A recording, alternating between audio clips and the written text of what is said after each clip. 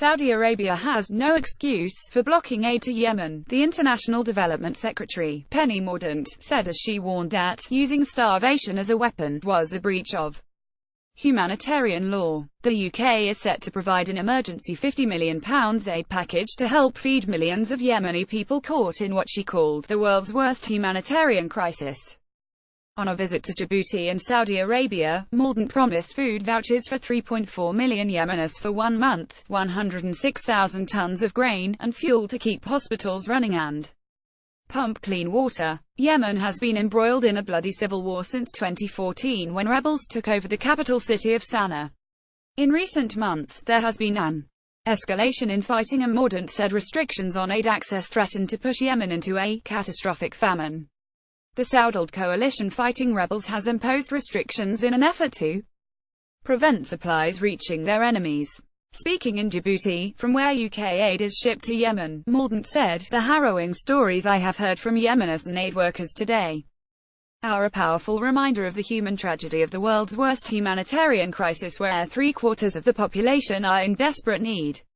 Every day, parents are carrying their malnourished children to hospital because they haven't eaten in days, and families are watching as loved ones die needlessly from treatable illnesses because they do not have access to medical care. UK aid will save lives with new food and fuel that will produce food, pump clean water to help stop the spread of cholera, and power hospital generators." Mordaunt told The Telegraph that the UK fully appreciates the security concerns of the Saudiled coalition, and supported the right to screen shipping to prevent military equipment reaching the rebels, but said there was no excuse for blocking ships that had been screened. "It is very clear that if you are using starvation as a weapon, you are in breach of international humanitarian law," she said. "And what I have seen on my visit is that what is being held up is aid. I very much understand the importance of our relationship with Saudi Arabia, but we do not help that relationship by not speaking about the facts of the matter. If there were to be a breach of humanitarian law, that would put that relationship into difficulty," she said.